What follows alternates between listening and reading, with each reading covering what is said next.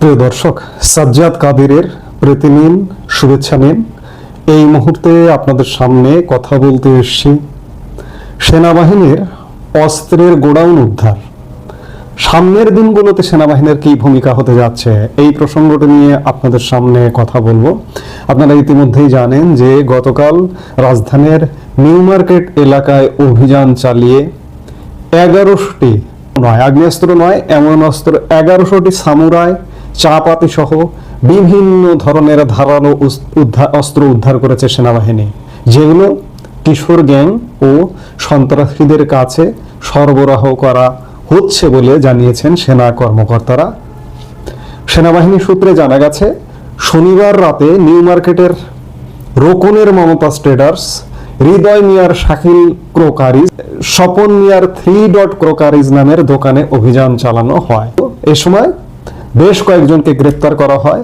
এই যে দোকানগুলোর নাম বলা হলো, এই দোকানগুলো রীতিমতো তাদের গোডাউনে স্টক করে তারা এগুলো বিক্রি করতেন এবং এগুলো সন্ত্রাসীদের হাতে চলে যেত।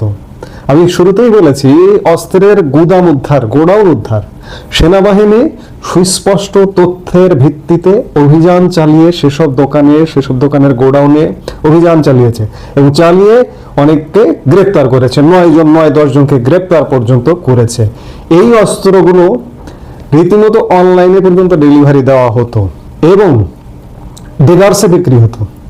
সামুরাই মানে বুঝতে পেরেছেন, অনেক বড় বড় তলোয়ার, তরবারি, এগুলো বিক্রি হতো এবং এগুলো গত 1 বছরে রাজধানী ঢাকার রাস্তায় আপনারা ব্যবহার হতে দেখেছেন। সন্ত্রাসী কর্মকাণ্ডে এগুলো বিক্রি হয়। আজকে আগ্নেয়াস্ত্র নয়, এমন অস্ত্র ধরা পড়েছে। আগ্নেয়াস্ত্র বিক্রি হয়, লাইসেন্সবিহীন আগ্নেয়াস্ত্র বিক্রি হয়। আমরা আশা করব সেনাবাহিনী তাদের সুস্পষ্ট সুনির্দিষ্ট তথ্যের ভিত্তিতে আগ্নেয়াস্ত্রের গোডাউনও উদ্ধার করবেন। সেই সাথে যুক্ত করব যে সেনাবাহিনী আজ থেকে 1 বছর আগে বাংলাদেশ সরকারের, বাংলাদেশ পুলিশের থানা লুট হয়েছে। থানা লুট হওয়া অস্ত্র এখনো পর্যন্ত বাহিরে আছে। 2 দিন আগে এমন একটি খবর পাওয়া গেল যে খিলগাঁও একটি মসজিদে অস্ত্রের মজুদ পাওয়া গেছে। খিলগাঁও থানার অস্ত্র লুট করে মসজিদে রাখা হয়েছিল। পরবর্তীতে বিভিন্ন মাধ্যম বলছে যে এটি গুজব না, সত্যি ঘটনা। সত্যি আমরা থানা লুট হওয়া অস্ত্রগুলো এখনো পর্যন্ত অনেক অস্ত্রগুলো সেনাবাহিনী উদ্ধার করবে। কেন উদ্ধার করবে? সেনাবাহিনীর গৌরব ফেরানোর জন্য। সেনাবাহিনীর গৌরব ফেরানো কেন বলছি? গত 1 বছরে সেনাবাহিনীর ভূমিকায় বাংলাদেশের মানুষ আসলে হতাশ। বিশেষ করে গোপালগঞ্জ ঘটনা পর থেকে সেনাবাহিনীর উপর পুরোপুরি মানুষ হতাশ।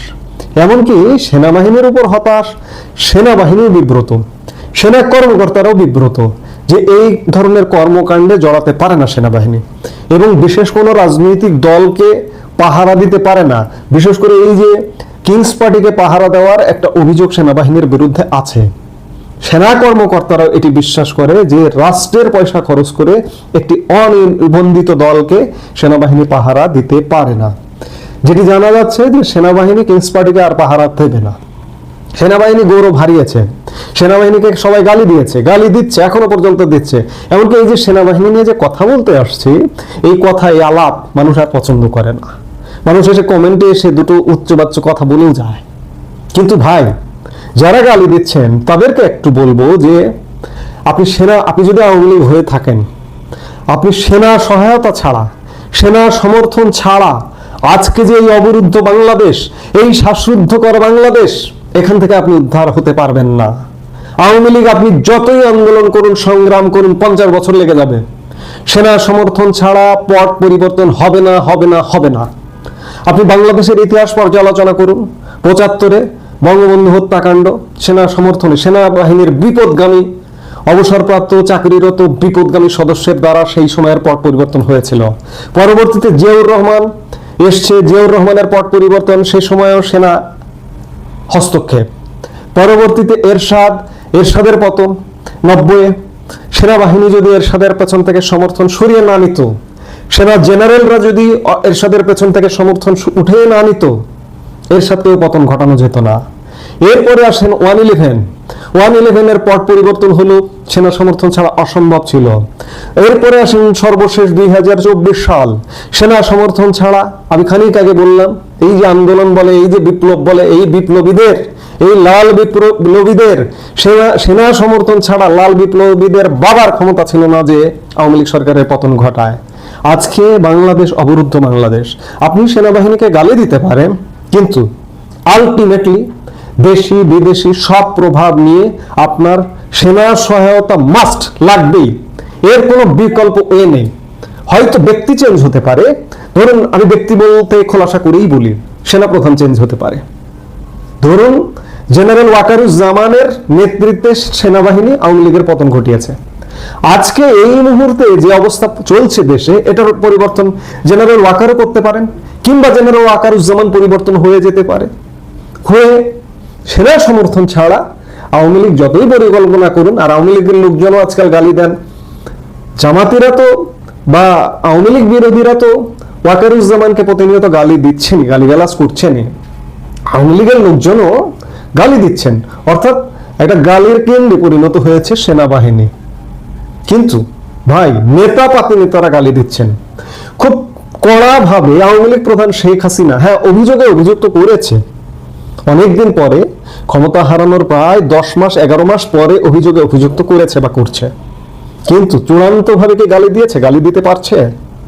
কারণ আওয়ামী লীগ প্রধান শেখ হাসিনাও জানেন যে আন্তর্জাতিক বিশ্ব লাগবে এবং সেনাবাহিনীকে লাগবে এই অবস্থার, এই শ্বাসরুদ্ধকর, এই নরক পরিবেশ বাংলাদেশের পরিবর্তন হতে।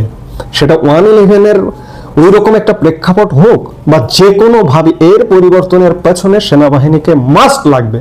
কাজেই সেনাবাহিনীকে গালিগালাজ করে, গালি দিয়ে রক্ষা হবে না। আজকে সেনাবাহিনী গতকালকে বিশাল অস্ত্রের চালান উদ্ধার করেছে, দেশীয় অস্ত্র উদ্ধার করবে, আরো গৌরবোজ্জ্বল ভূমিকায় আসবে।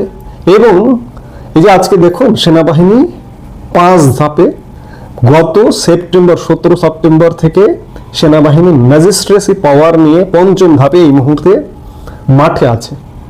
এই মাঠে থাকাটা যদি ধরেন সেনাবাহিনী হঠাৎ করে উঠে যায়, কেমন হবে? ধরেন সেপ্টেম্বর মাস, নেক্সট যে ম্যাথটা বাড়বে বা ম্যাথটা বাড়াবার প্রয়োজন হবে, সে সময় থেকে সেনাবাহিনী মাঠ থেকে মনে করুন উঠে যাচ্ছে।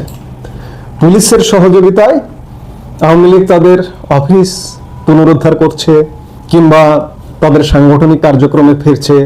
কারণ প্রধানমন্ত্রী শেখ হাসিনা দেশের জন্য অনেক ভালো কর্মকাণ্ড করেছে, পুলিশের জন্য অনেক ভালো কর্মকাণ্ড করেছে। আজকে পুলিশ বাহিনীর অর্ধেকের বেশি সদস্য আওয়ামী লীগের আমলে নিয়োগপ্রাপ্ত।